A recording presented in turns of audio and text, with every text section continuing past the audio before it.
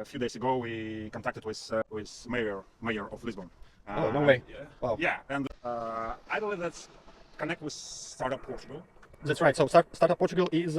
This weather is awesome. It's really the best one because 300 sunny days. It's a nice view of plane. Hello guys, my name is Vlad, his name is Alex. We've been knowing each other for about 2 years. We both live in Lisbon right now, and I mostly know Alex for being a co-founder of a business club based in Lisbon called Lisbon Founders Club. And today I want to ask Alex several questions concerning his business, his experience of being an expat, and I hope this video to be useful for those wanting to move to Portugal, for those who maybe are looking for a niche, a startup to do some business. So let's find out his story. Hello Alex. Hey. And first of all, please tell us how did you find yourself and your family in Lisbon? Oh, we're having a really good weather here, so it's one of the best thing in Lisbon. So basically, we came here first time on Web Summit in 2019, and we really felt that it's a interesting country, but we didn't thought that we will live here. And after like some months, we just started about startup with a Portugal program, and I applied and received approval from them. And actually, I didn't know, but I was one of not first one, but my application was number 180. So right now number is I think around 2K, 2000. For startup visa. Yeah, it's a startup with Portugal, and yeah, you need to have some idea. You don't need to have like real business. It's some idea that is interesting, digital, probably touristic or something. Yeah. So yeah, that's how we came, and we actually didn't think that we'll stay here for many years. Right now we are living here for 3.5 years. So yeah, but we still enjoy Portugal, and yeah. Okay, if anyone wants to find out more about this, let's say Portuguese startup visa, where he or she should go to look for information? Yeah, it's quite easy because right now a lot of resources about applying to this program, but at the same time it's much harder to receive it. So you can just go to startupvisa.com or to my website. They are all doing this. But problem is that because a lot of applications right now, you will receive only approval to your application. You will wait for I think 6 months or even more. So when I came here, it was 1 month. Yeah. But it's still totally agree.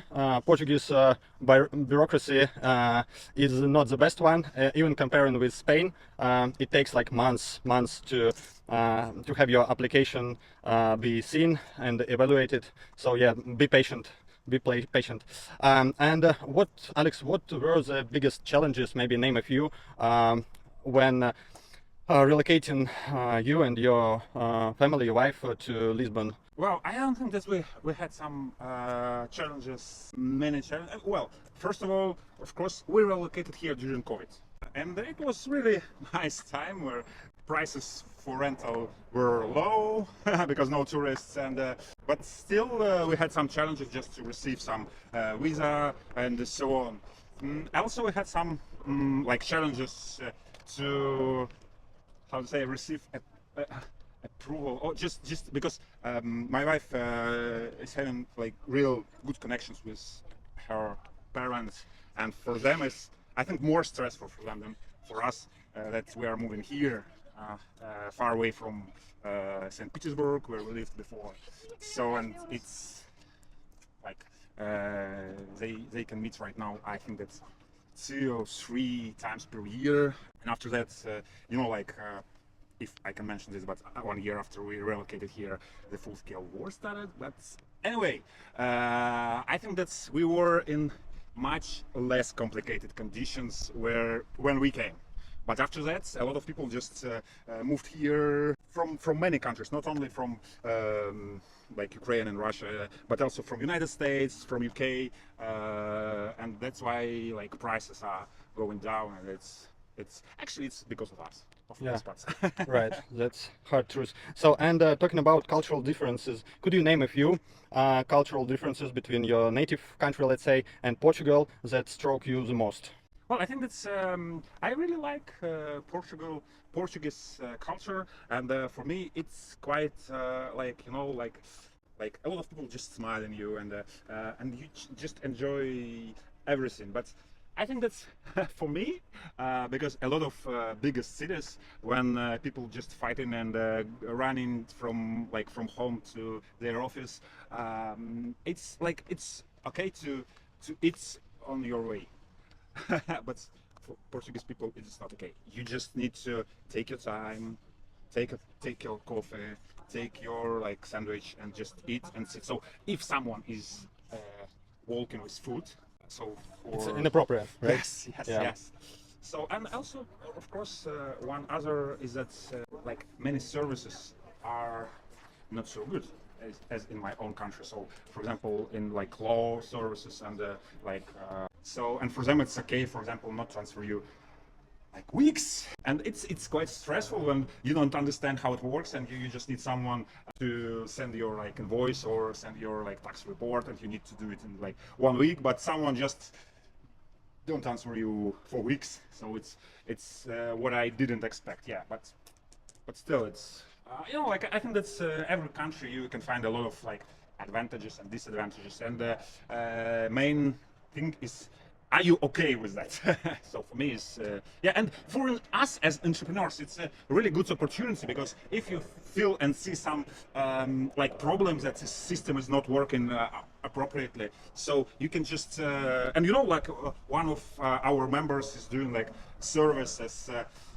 Subscription for your accountant as a subscription, as a service. So it's amazing. So it's an opportunity, big opportunity for us. So when you are talking about members, you mean members of your business club? Yeah, So members. let's then go to this subject. So how originally you created this idea? How it happened that you founded a business club here, and what it looks like right now? Tell us a little bit about this your venture. I think it's a really good question, because I can answer it for many hours. I can talk about our club. So, but originally, when we came here 3.5 years ago, I understood that not like here, not a lot of like communities for expats. Right now, more, but then was like only like incubators or accelerators, but nothing for entrepreneurs with some experience. And that's how this business club started. And in my own city, I already like started or like was a member of a few business clubs. So I just know how to build community. So, and that started as a first. Right now it's in October will be 3 years of this club, and I think that's every year we are doing some sort of transformation to with our like business club. So first year it was sort of like chat of pre-selected entrepreneurs, Russian speaking, and after that we transformed to a fully business club with focus on offline. This year we are transforming to English first business club, and yeah, and I think that's our main goal is to help expat founders to find their like connections partners, because we believe that first thing that's we need is offline. It's too much digital in our life, and we need some connections, because as we all are humans, and we need some real life connections. So that's what we're doing, right? Like around 3 or 4 events per month. So it's like once per week. Okay, and yeah, I do agree that for the past 3 years situation has changed dramatically.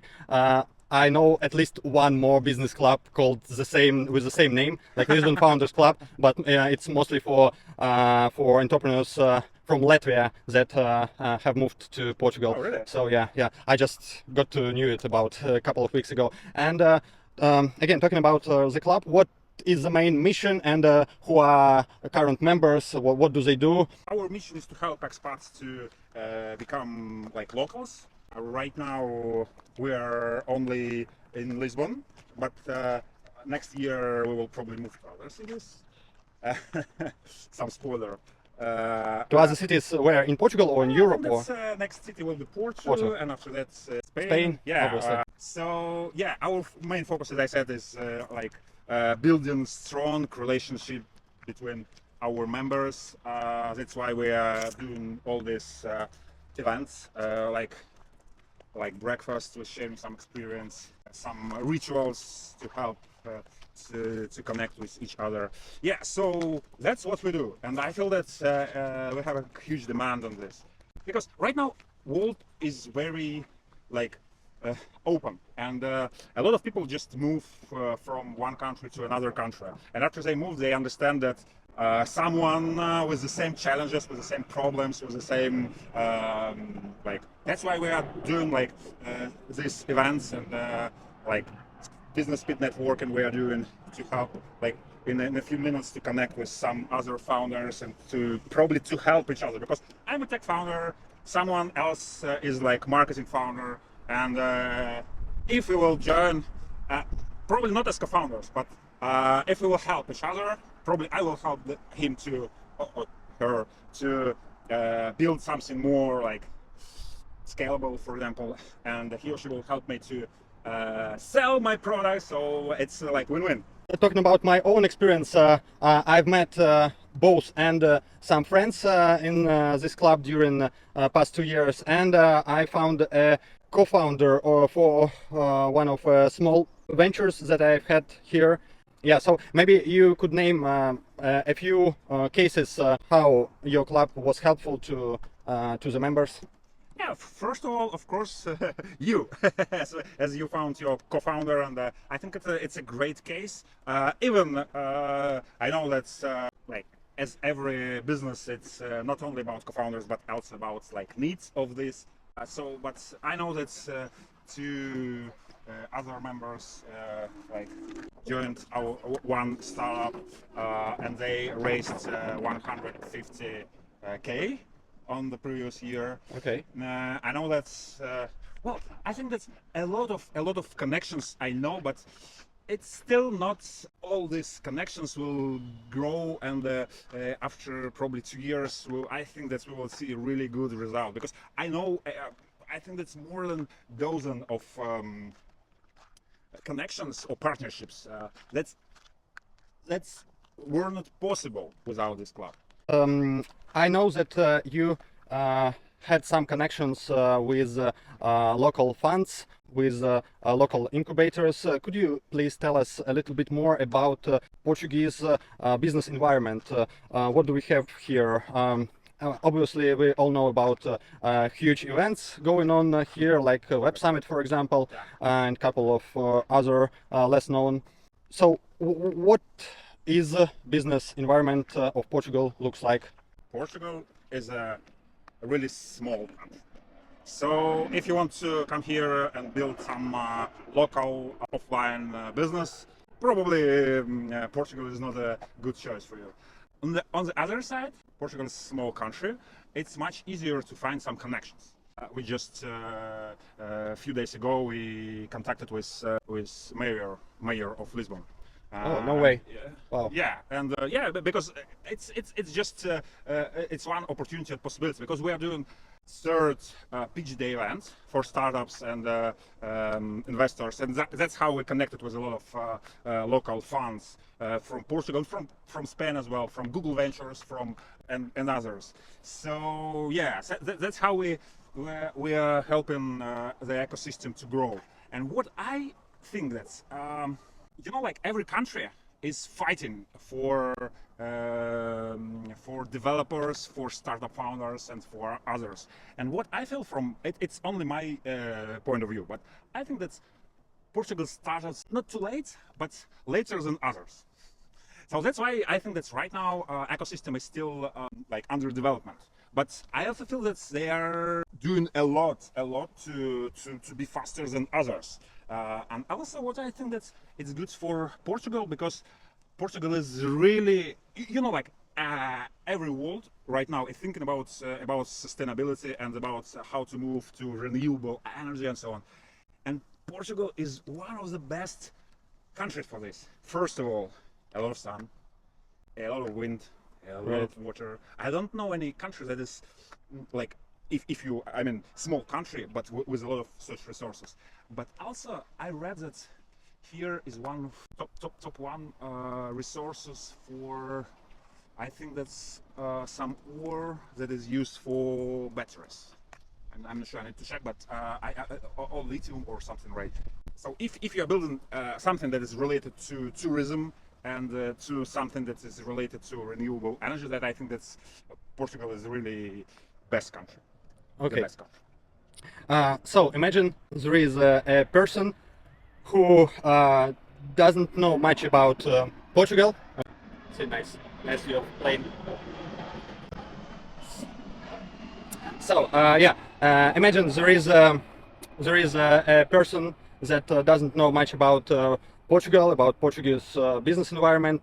The person wants to find out whether there are some business opportunities in here and what could he or she do to prosper here. What could be his steps, with whom he should talk, how to get to know business environment starting from the scratch. So am I right? This one person is entrepreneur already? Yeah, maybe it's a youngster, so just who has just graduated, or maybe this person has had some business experience in some other country and want to explore whether this type of business is suitable for Portugal. So how do he know?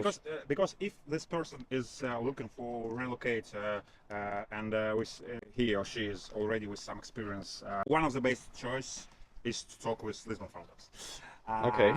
But also if someone is with less experience and just looking for the best ways to connect with some community, probably it's not only entrepreneurial community, but also I know that here's a lot of other communities or clubs for digital nomads, for example, because Portugal is really good for digital nomads, because it's when you can live where you want, and you probably will want to live in Portugal, or basically. Let's go by course.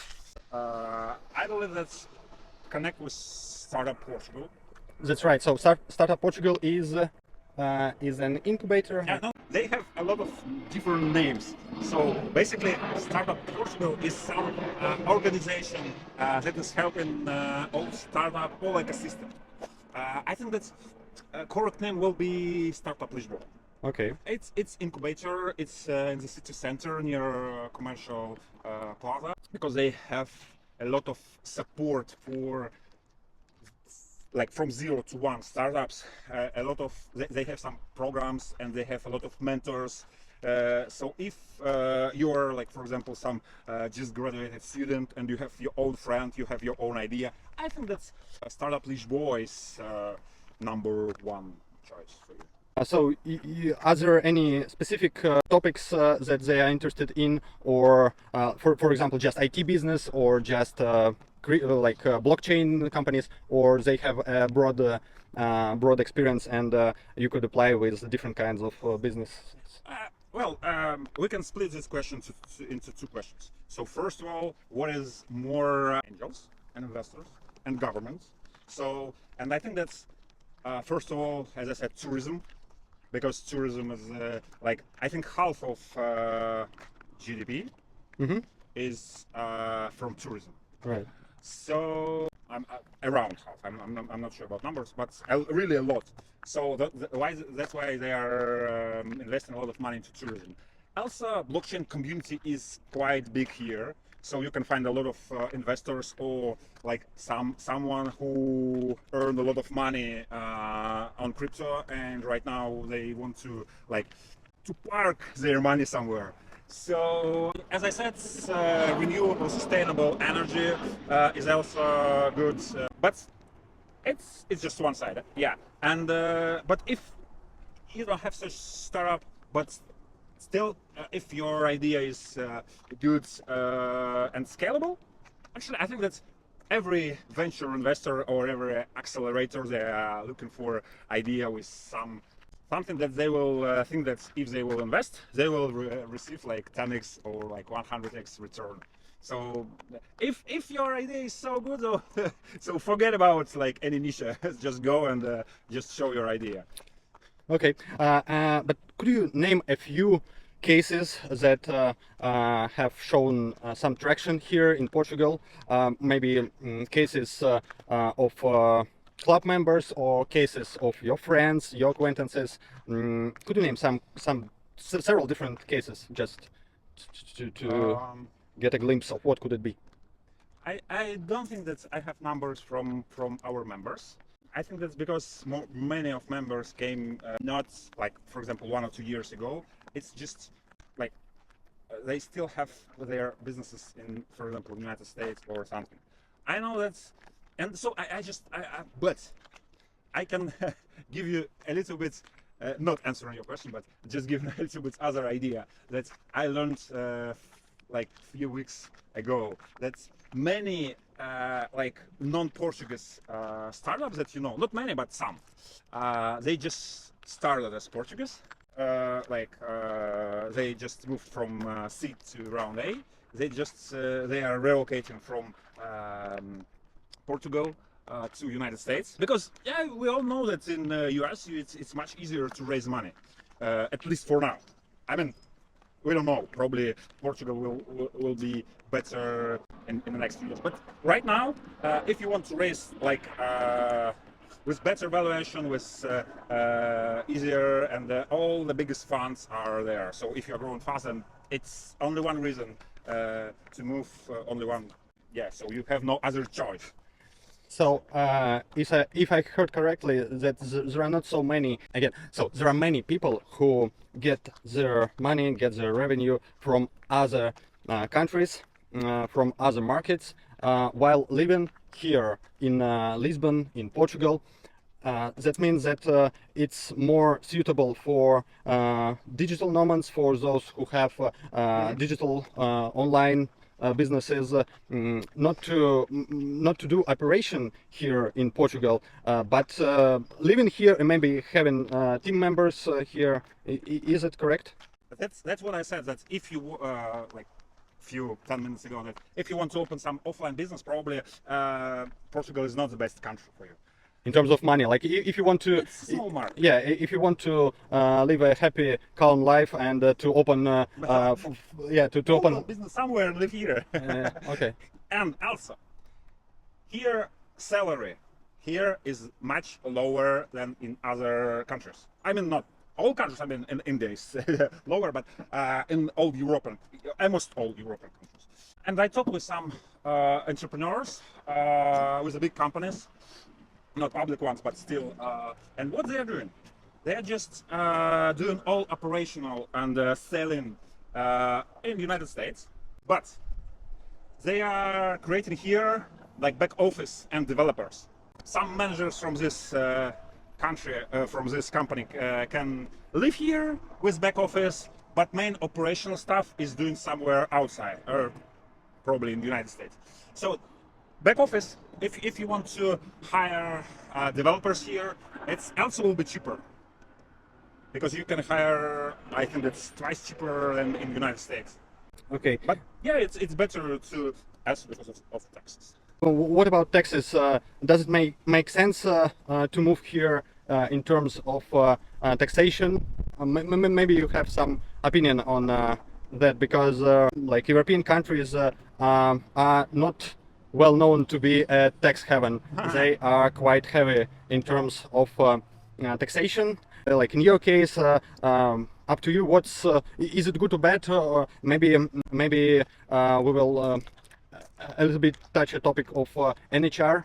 So what I know that's of course I'm not okay. It's not financial advice, Right. so it's better to talk to lawyer or tax accountant. But what I know that if you will pay like to your employee, you will not pay. You will spend or your employer around 4,000 per month. Your employee will receive around 2,000. So almost 50% will go for taxes. A little bit less or more, but it's something around it. So yes. Gross tax is about 50% on average, and if an employer gives a gross salary of let's say 4,000 euros, net salary for employee will be about 2,000 euros. If you will pay to your employer 3K, he or she will receive, I think that's 2 and something. Okay, right? 2,000. But you will also pay social security. You will pay more than 3K. I think that social security is around 30%, right? So you will pay to your employer 3K, and you will pay around 1K as a social security. That means that if you are, for example, paying to yourself, for example, you are like solo owner of company, you will lose around 50%. Okay. That's more like 40 or 60, so around. Digital nomad, it's good for you because you will have NHR. Even better if your social security is paid somewhere, for example, in the United States. So this means that you will pay like 20 or like less percent. Okay, what I want to say is to say it short. So it's better to have your revenue outside. Then you will pay with NHR, yeah, and from IT or something like that. That you will pay 20% with NHR or less. So that's my opinion on this. Okay, what are right type of person to come to Portugal to live his life, to maybe to do some business here or abroad, still living in Portugal, Lisbon, and what are types of people who better not to relocate to Portugal, maybe due to work-life balance, due to local culture, due to any other specific, any other like advantage and disadvantage of being here an expat here in Portugal? It's a good question, but it's quite controversial because like there are no the best one country in the world, because even this country will exist, then everyone will go to this country and prices will go up, and after that this country will be not so good for everyone. So I think it depends on first of all on you. I mean not on you, but on someone who is thinking about it, because this weather is awesome. It's really the best one, because 300 sunny days, because of the ocean, all this weather is not not too warm, not too hot, not too cold, and even like for example this year, I think that's only less than 1 week was like plus more than plus 30, 35. It's amazing. I mean, yeah, and warm winter. So yeah, but for many people I know, it's still too hot. For example, many people living in, for example, Riga, they for them it's still too hot here. Yeah, but if you like weather, if you like windy weather, and I know a lot of people living here and they feel happy with a lot of different occupations or like employers, entrepreneurs. But from my point of view, it's a good country for you. If you're an investor, it's a good country for you. Talking about investors, Portugal is a nice country for them, mostly because of NHR. Yes. Yes, any yes. chart tax Yes. regime. Yeah. And because they are not having any revenue here, so they are not paying taxes or like low taxes. Yeah. And if your business is outside, it's better for you. And it's strange, but I talked to some Portuguese local, and he said he's from from top class. I mean, with a good revenue and so on. And he said that it's strange, but it seems that Portuguese government is attracting a lot of rich people, a lot of like money, but they are not thinking a lot about local Portuguese like people. It's quite hard for locals to live in Lisbon. Most of the people who are living in Lisbon are expats, and that's why it's controversial. Because for because of housing, because prices going up, rental prices going up, and they cannot do anything with that.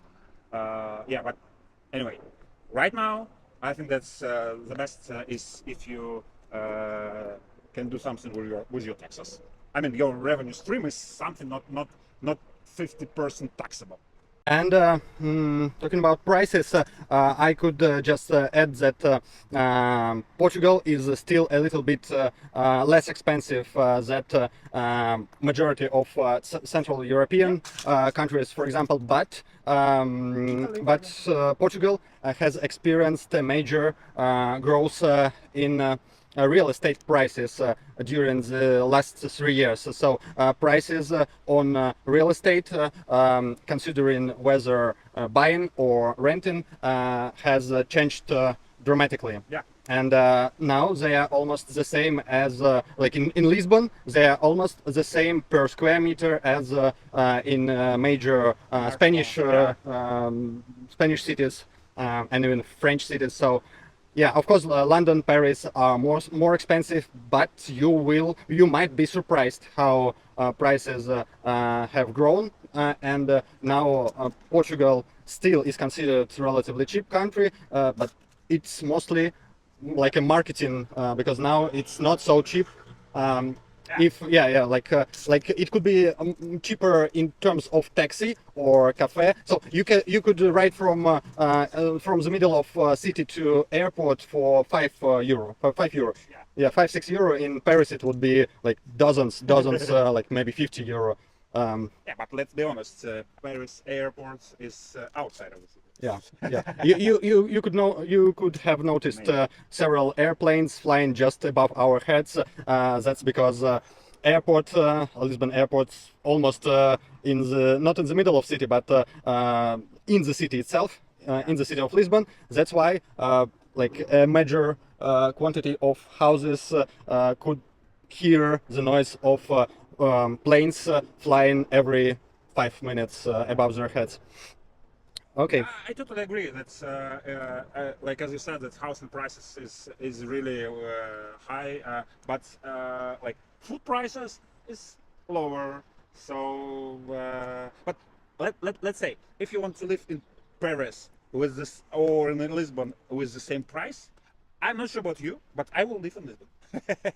Yeah, and also to prove you right that situation in Lisbon itself is not so easy, both for expats and locals. Is that locals like the average salary in Lisbon area, if I remember correctly, is about 1,500, like 100,000 and 500 euros per month, Yes. with average rent price due to idealista.pt, the major website for renting here. It's like 2,000 euro. Of course, for 2,000 euro, you could have some decent place rented, especially not in a city center. But still, you could see that with an average salary, locals could not afford live somewhere in the city center, taking into consideration that they don't have their own place. But as far as I know, the same goes for all major cities now in Europe. So there is some issues. I uh, I know I heard the same about average salary because I talked with owner of our kindergarten and she said the same. That average salary is like average salary is 100 well 1,500 and average T1 is the same price. So you cannot pay for foods, you cannot pay for like gas, electricity, but you can pay for your T1 apartment. Yeah. Okay, so let's move to one of the final questions. That would be, what advices would you give to yourself 3 years ago when you just considered, or when you just moved here? What would be several top advices? And when you just came here, you just need time to feel this more relaxed, more enjoy. And advice for myself is to run more. I mean, not run in the middle of life, but just because here a lot of. You mean just physically jogging? Yes, Okay. jogging. Yeah, because a lot of almost every Sunday here, like main street is closed for some group, for some running contest, Yeah. 10 kilometers or 20 or like marathon. And yeah, it's quite nice because a lot of people here like very like to doing some exercises on outside and outdoor. Lisbon, Portugal is a great place for surfing, for biking, for running. You could do all those kind of activities like for the whole year. Yes. All 12 months. Maybe you want to share anything else about you, about your project, or anything else that you want to tell us? So I can just share that a few days ago I started, it's a little bit promo about myself, I started a challenge for myself to start 12 projects per 1 year, so one project per month. Oh, wow. One small business, it will be a software service, small B2B service, and it's really fast, and I hope that it will be good. But I really like this challenge because it's like like to test yourself. And I want to release first one to public today. Could you give us an idea what it could look like? What's it about? Yes, of course. I really think that's because this video will be on YouTube. I hope so. So, and a lot of people just watching videos with subtitles turned on. But Google auto-generated subtitles are very bad. They are impossible, even they are good translated. It's still no punctuation, nothing, and it's really hard to read it. And that's what I found by myself. That's true. So I just want to, I already created, and I'm just fixing a few bugs, a service that will be easily managed by any YouTube creator, and you will just connect your channel, just subscribe, not subscribe, but just you can even use it for free. But and after that, every video you upload to YouTube, we will take this video and translate it better than YouTube.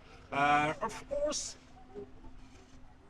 it might have some like issues or some problems that you will need to manually correct after, but at least it will be like 2 times better than original YouTube generated. So that's what I want to launch today. Does it matter what languages those videos in, or it doesn't matter? It doesn't matter, but well, it's let's say YouTube or Google is translating better English one. So of course, this video is more interesting, or like this service is more interested for non-native English speakers or non-English videos. But yeah, because like we will support like 20 languages at the start, so at least to all like common used languages like English, French, Spanish, German, and Portuguese. Okay, and could we add some contacts of yours in the comment section below, just for those who want to write you a letter or to maybe ask some question, to be able to contact you? Yeah, sure. I will. I think that you will just cut this part of the video if you want, and just write it there. Okay, okay.